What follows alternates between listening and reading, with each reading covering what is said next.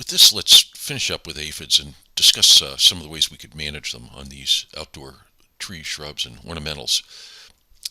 So, the kinds of injuries we discussed in the last little clip, the aphids causing damage through the feeding and removal of fluids, maybe curling the leaves, and then the nuisance problems with honeydew. Uh, so, in aphid situations outdoors, I've got four scenarios. And the first one would be where they're just simply on the plant. They're exposed on the plant. There's no leaf curling. There's no complication like that. And in this case, there's a range of management responses depending on your inclination, the situation, what's available. But one of them might be do nothing outdoors. Natural controls ultimately will take care of things, and maybe just wait. Maybe take 2 aspirin, call in the morning, kind of thing. Always check for natural enemies. I mean, this is why I made a big deal about this earlier in the class. Check for the presence of natural enemies to see if there are things that are about to take care of it. Now, what's enough natural enemies? There's no magic number, but if they're easy to see, you can bet that they're about to take care of the situation. So, for instance, this is a photograph of a group of aphids that when you first look at this picture, or at least myself, when I first look at it, I see a lot of aphids. They're a pretty aphid. It's orange with black cornicles, and some are winged, some are wingless. There's some old skins there, but a lot of aphids. But then when I look a little closer in this photograph, I see some other things happening. I mean, one of them is this object right here in the lower left, and that, of course, that's an aphid mummy. That's these insects that we discussed back a few weeks ago. Little wasp that will develop within an aphid and then ultimately emerge it from it, sort of like a little alien. And then in this photo are also two other insects, and these, of course, are lady beetles. Now, these are the larval stage of lady beetles, but two little lady beetles on that leaf. They'll be able to do quite a bit of feeding. Probably one of those could eat all the aphids that are shown in that leaf within a week as they get older and feed more. And these, of course, would be late stage lady beetles. Just reviewing this. Now, it will vary depending on where you live, but right here, one thing I just want to share with you that I see as a common pattern with aphids on trees and shrubs is when we have a extended period of cool, wet weather in spring, that will tend to blow up aphids. And there's two reasons for this when we have cool, wet weather that I think aphids become an issue some years more than others. And one is the wet weather. It promotes succulent growth, so you'll get more tender new growth, and aphids are favored by that. It also will wash the honeydew off, so insects that might be keying in on that aren't finding it, or insects that are using that as food aren't finding it. But also cool temperatures are a big part of this, and the reason for this is cool temperatures, although they suppress aphids, because aphids are developing as cold-blooded animals, they suppress natural enemies even to a higher degree, so that although reproduction is slowed by aphids, there is a lot less impact of natural enemies when it's cool temperatures. They just can't work. They're just not efficient. So with cool, wet weather, pattern will be a huge bloom of aphids in late spring, and then followed by, when the weather warms, massive increase in number of natural enemies. So, getting back to this, again, we could do nothing. Often it resolves itself sufficiently, but maybe we want to tweak it up. Want to do some other things. I mean, one thing that you perhaps could do in a small scale is just wash them off. It can't always work, but it sometimes can if you can get a good jet of water on a plant part. And cover that aphid, it will often kill them, or certainly knock them off the plant. And it does not take much to kill an aphid. I mean, if you can break her leg, that's probably a lethal wound. And think back to that photo where the stylets were meandering down to the phloem, showed in the last section. you shoot her with a jet of water, and you're pulling the mouth parts right out, and that would be a lethal kind of insult. Some people worry about them. Oh, I'm going to knock them off my tree, and then they'll get on the lawn, and there'll be a lawn aphid. No, no. The ones that are on a tree are associated with that tree. They get on the grass, they're not going to feed on the grass. They'll die. If they get on a different kind of plant that they can't support themselves, they're not going to feed on that plant. They're going to die. Just get them off the plant, and it can work.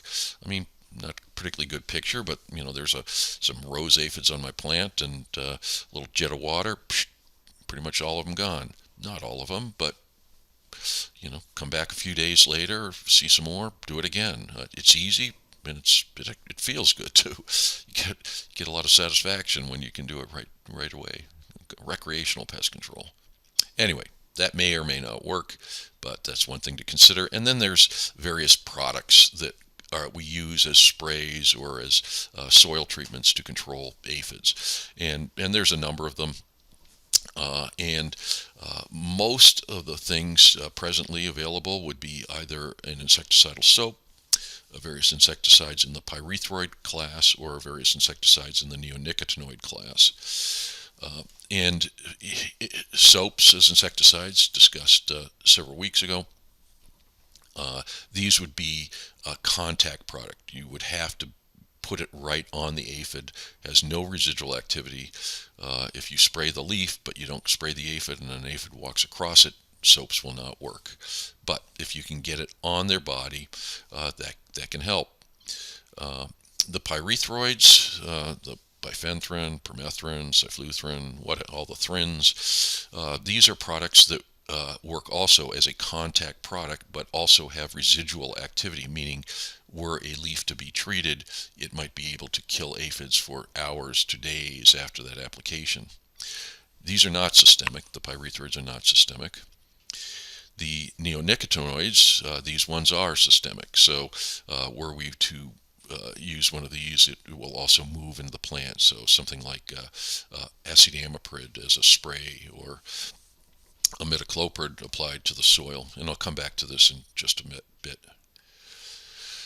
Second scenario is you have a situation with aphids, and they occur every spring on this plant. They overwinter as eggs on that plant, and then they curl the leaves. This is one of the places where we can get them by going after that egg stage.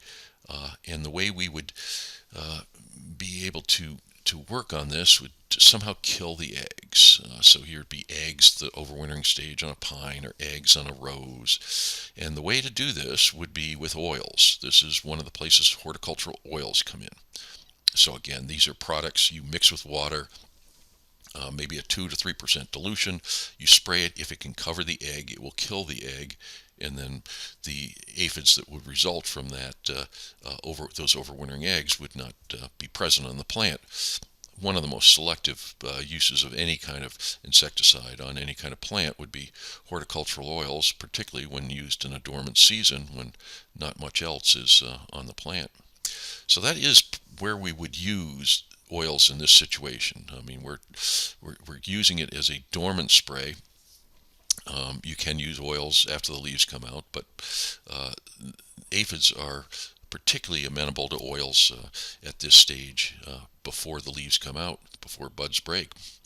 So going back to an example I showed you earlier, green peach aphid is an aphid that has this very complicated holocyclic life cycle, but more importantly overwinters as eggs on its winter host plant, which in this case that I've given you is certain kinds of prunus like peach or apricot. And so the egg is there throughout the winter. It was laid in fall. It persists through winter, and it will remain as an egg until shortly after bud break. And then the aphid will then move to the new growth and cause the infestation for the new year. Well, that egg is sitting there all winter long, and if you have a warm day sometime, it should be above 50 degrees, but you could do an oil spray to cover that egg, and if that egg is covered, it will be smothered. It will die. And if the egg is dead, then the insect that comes out of that egg would not appear, the stem mother. And if the stem mother doesn't appear, she will not be producing young, and then there won't be young to produce more young that will then produce that leaf curl. So get the egg, and that stops this spring leaf curl situation. Again, horticultural oils can be of all kinds. The most widely available are usually highly refined petroleum oils. These mix really well and usually the easiest to use. But if you wanted to use cottonseed or neem seed oils or soybean oils or whatever, they're all horticultural oils. All would act to smother the egg in this situation. The third scenario is where the aphid has already produced a leaf curl, and here your options are limited. Basically, you have two options. You can either use a systemic insecticide or let it resolve itself. Because in these situations, there are a lot of aphids that will not be able to be reached and controlled by use of a non-systemic insecticide, a contact product. So, again, systemic insecticides are products that can move to some degree in the plant. They may be applied to the soil, they may be applied to the leaves, but they can move to some degree. So in this set of pictures here, it shows radio-labeled insecticide in a leaf, and then over time how it spreads in the leaf. Or it may be systemic so that it could move from the upper surface to the lower surface where the aphid may be, or it may move from one leaf subsequently to another leaf usually concentrating in the newer growth, which is where aphids often are in highest populations. So the things we have for aphid control products that are systemic are in two classes, but essentially only one. Neonicotinoids are the systemic insecticides we use at this point in time. There is a small amount of organophosphates still in the market, acephate, orthene, Lepitec. You can still find this around, but these are usually only used if neonicotinoids are not working. They're resistant. The aphids have gotten resistant, or the other insect has gotten resistant.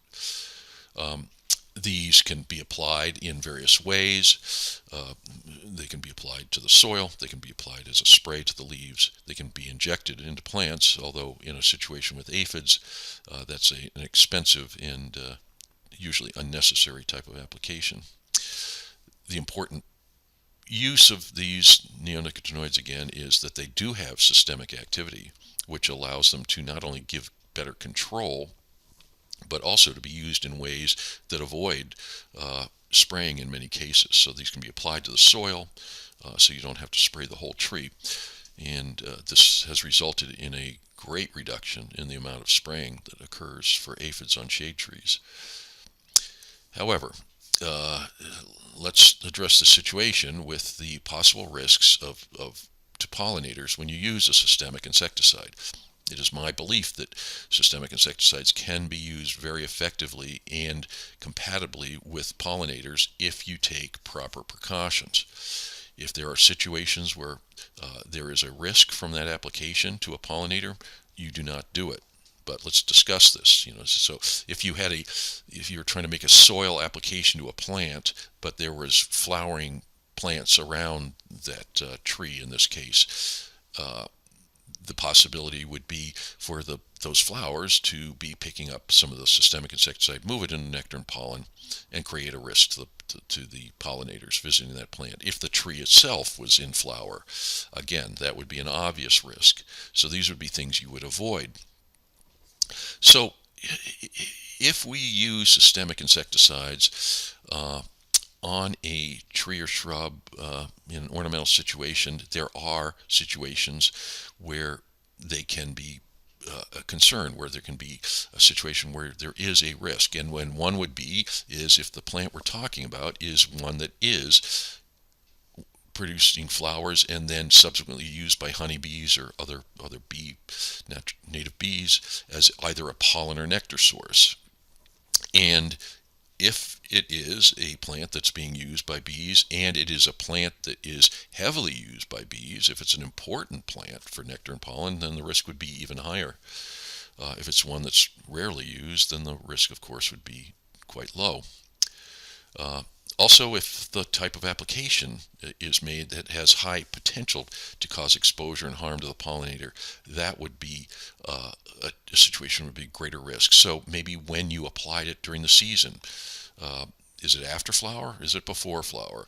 What kind of insecticide are you using? Some systemic insecticides are highly hazardous potentially to pollinators. Some are far less hazardous to pollinators. And what rate are you using? All of these can have a tremendous impact on the actual risk to a pollinator with an application of a systemic insecticide on some kind of ornamental plant.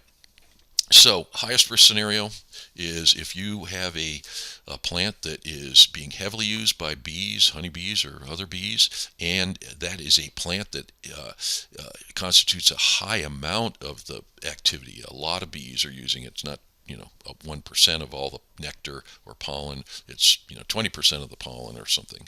Then yes, that's a high risk.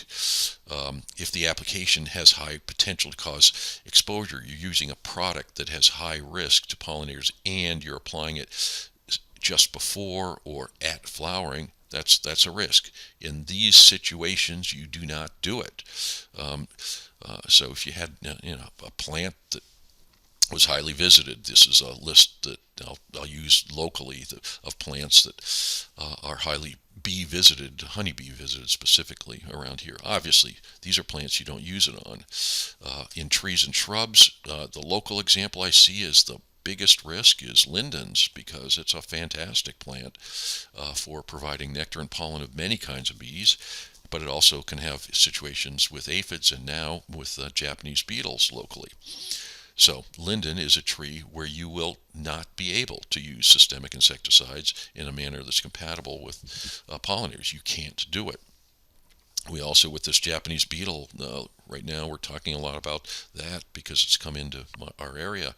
And this is a situation of in-your-face potential hazard for pollinator, risk to pollinators if you're trying to kill the beetles if they're on the flowers, because this is a beetle that damages flowers. Obviously, these are situations where you could not use many insecticides. You have to come up with a plan B. So the neonicotinoids and pollinators, the bottom line to me is you just don't make an application if it is a plant that bees are visiting and the plants are in bloom or soon will be in bloom. If that's not the case, then I think these can be used safely. If the plant doesn't produce flowers, if the bees don't visit it, if you're applying it after flowering, these would all be ways where you use a product like acetamiprid, which isn't very risky to pollinators to begin with. These are all ways you could mitigate potential risk here. Anyway, the last one, much less complicated. Say you have aphids on some sort of herbaceous perennial. And this is pretty much just a sanitation issue. So what I'm talking about are things, around here it could be columbine, it could be lupins, it could be asparagus, something like that, that is a herbaceous perennial. And there are aphids associated with these. Now the aphids in this case will lay their eggs in autumn on the leaves and stems of these plants, but these plants will then die down in the winter. The eggs will remain over winter on the old crop debris, and then when the new shoots come up in spring, the eggs will hatch, and some of the aphids will be able to move to the new growth because it's in close proximity to where the eggs had been and would be hatching. So the deal here is to remove the old top growth sometime during the winter, sometime before new shoots come up in spring. Remove that plant debris that has the eggs and get it away from that plant. So you don't have to do anything special with it, just get it away from the plant. If those eggs don't hatch right next to where those new shoots will come up of that plant that they can infest, they won't make it. I mean, you could just move it 2 feet away, pile the debris. Say that's my father working on a columbine. Say the top growth there was all just moved 2 feet away. How many aphids that hatch from the eggs from that debris would possibly get to those plants around where he's working right there in that photo. Few, if any. They're not, they're aphids. They're just wandering around, and they'd be very tiny ones. So just get it away, but do it before the new shoots come up in spring. And I think with that, we're done with aphids. Let's move on to something else.